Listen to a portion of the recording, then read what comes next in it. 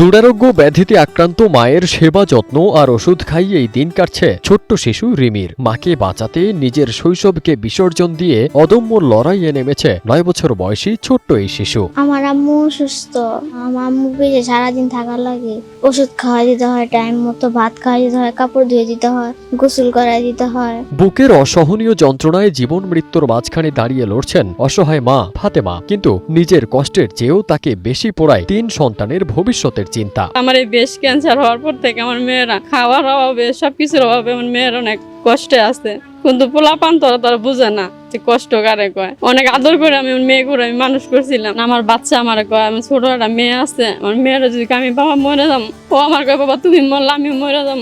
যে বয়সে সমবয়সীরা বই হাতে স্কুল বা মাদ্রাসায় যায়, সেই বয়সেই মায়ের ওষুধ, গোসল আর সংসারের দায়িত্ব সামলাতে হয় রিমিকে। আর সন্তানের এই ত্যাগই ফাতেমাকে মৃত্যু ভয়ের মাঝেও বাঁচার স্বপ্ন দেখায়। যখন কেউ মাদ্রাসা যায় তখন মনে হয় যে আমি মাদ্রাসা যাই। 1 বছরে আমার একটা কোরআন শরীফ নেওয়ার ইচ্ছে ছিল, কিন্তু আমি নিতে পারিনি। আমার আম্মুর পিছনে আমার সারাদিন থাকা লাগে তার জন্য। আমার ছোট মেয়ে মরিয়ম মাদ্রাসা সবাই যায়, আমার আম্মু আমি মাদ্রাসা যাইতে পারি না, সবাই মাদ্রাসা যায়, কোরআন শরীফ নিছে, আমার সাথে কেউ মিশে না, আমার অনেক খারাপ লাগে। প্রতিটি দিন যেন ফাতেমার জন্য নতুন এক যুদ্ধ। কথায় আছে, মা বাবা অসুস্থ হলে সন্তানেরাই হয়ে ওঠে তাদের সবচেয়ে বড় ভরসা। মাত্র 9 বছর বয়সেই মায়ের সেবায় নিজের শৈশব বিসর্জন দিয়েছে ফাতেমার বড় মেয়ে। এরকম ব্রেস্টের রুগী মনে করেন অনেক যন্ত্রণা, অনেক জ্বালা যন্ত্রণা, ঘুমাইতে পারি না, কিছু করতে পারি না। আমার বাচ্চা আমার কয়, আমি ছোট একটা মেয়ে আছে, আমার মেয়েরা যদি আমি বাবা মরে যাম, ও আমার কয় বাবা তুমি মরলে আমি মরে যাম। আমি কি করবো? ওর কথা শুনে আমার নিজেরই কান্না পায়। প্রায় 1.5 বছর আগে জামালপুরের মেলান্দহ উপজেলার নয়ানগর ইউনিয়নের ভুরুঙ্গা গ্রামের ফাতেমা বেগমের স্তন ক্যান্সার ধরা পড়ে। স্ত্রীকে বাঁচাতে ধার দেনা করে বিদেশে পাড়ি জমিয়েছিলেন স্বামী আব্দুর রহিম, কিন্তু স্ত্রীর অবস্থার অবনতি হওয়ার খবর শুনে সব ছেড়ে দেশে ফিরে আসেন। 1 বছর আমি ঢাকা নিয়ে চিকিৎসা করলাম, করার পরে দেখি হোমিও চিকিৎসা করছি, হোমিও করার পরে কোনো কাজ হয় না। বিভিন্ন পরীক্ষা নিরীক্ষা করার পরে, টেস্ট মেস্ট করার পরে আমি তার চিকিৎসা চালাই যাইতেছিলাম, কিন্তু এখন অবস্থা খুবই খারাপ। ক্যান্সার এটা বেস্টে আপনার পছন্দ ধরে গেছে। ইন্দু ভাগরে বিদেশ গেছি, বিদেশ থেকে ফিরে আইছে। এখানকার বইয়ের পাশে থাকে 2টা বাচ্চা আছে, বাচ্চা নিয়ে বই থাকে কামে আজানো করে পায় না, কিচ্ছু করে পায় না। স্ত্রীকে বাঁচাতে নিজের সব সঞ্চয় শেষ করেছেন প্রায় 7 লাখ টাকার ঋণ। কিন্তু এখন আর চিকিৎসার ব্যয় বহনের সামর্থ্য নেই। কেমোথেরাপি বন্ধ, প্রয়োজনীয় ওষুধও কিনতে পারছেন না। ফলে প্রতিদিন আরো জটিল হয়ে উঠছে ফাতেমার শারীরিক অবস্থা। এখন বর্তমানে তার রাইখে যে কোনো কাজ কাম করবো আমি করতে পারি না। আর চিকিৎসা থেমে যাওয়ার সঙ্গে সঙ্গে আরো অনিশ্চিত হয়ে উঠছে 3 শিশুর ভবিষ্যৎ। আমার যে টাকা পয়সা ছিল আমার সাথে আমি এতটুকু করছি ঋণ দেনা করে।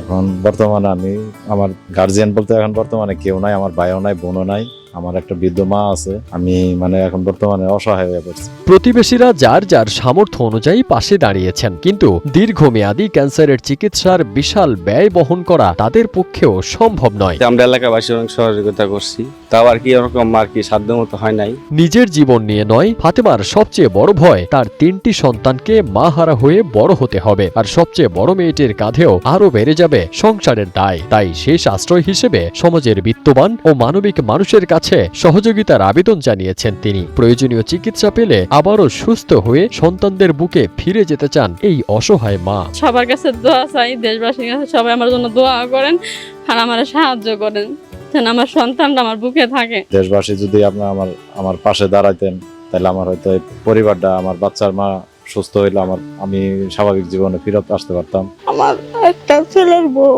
যে আমার নাতিন 3টে টিম না হয়, এইটাই আমার চাওয়া পাওয়া। চিকিৎসা করা হইতাছে না, আপনারা যে কোনো মতন সাহায্য করেন, তাহলে সে মহিলা বাঁচবো। এদিকে জেলা সমাজসেবা কার্যালয়ের সহকারী পরিচালক আবু ইলিয়াস মল্লিক জানান, ক্যান্সার সহ বিভিন্ন জটিল রোগে আক্রান্ত অসচ্ছল রোগীদের জন্য সমাজসেবা অধিদপ্তরের এককালীন আর্থিক সহায়তা কর্মসূচি রয়েছে। আবেদন করলে নির্ধারিত অর্থ সরাসরি রোগীর ব্যাংক হিসাবে জমা হবে। তিনি বলেন, সরকারের পাশাপাশি সমাজের বিত্তবান ও মানবিক মানুষ এগিয়ে এলে ফাতেমার মতো অসংখ্য অসহায় রোগীর চিকিৎসা সহজ হবে। জন্মগত হৃদরোগ, স্ট্রোকে প্যারালাইজড, থ্যালাসেমিয়া রোগ আক্রান্ত রোগীদের আর্থিক সহায়তা একটি কর্মসূচি। এই কর্মসূচির আওতায় আমরা সমাজের অসচ্ছল রোগীদেরকে এককালীন 50,000 টাকা আর্থিক অনুদান দিয়ে থাকি। সমাজের এই ধরনের যারা রোগী আছেন তারা স্ব উপজেলা সমাজসেবা কার্যালয়ে আবেদন করতে পারেন এবং এই আবেদনের মাধ্যমে আমরা এই 50,000 টাকা এবং এই টাকাটা সরাসরি রোগীর অ্যাকাউন্টে চলে যাবে। বর্তমান সরকার ক্ষমতায় আসার এই নতুন অর্থ বছরে এই 50,000 টাকাকে বাড়িয়ে 1 লাখ টাকায় উন্নীত করেছেন। Fardin Sunny, one digital desk.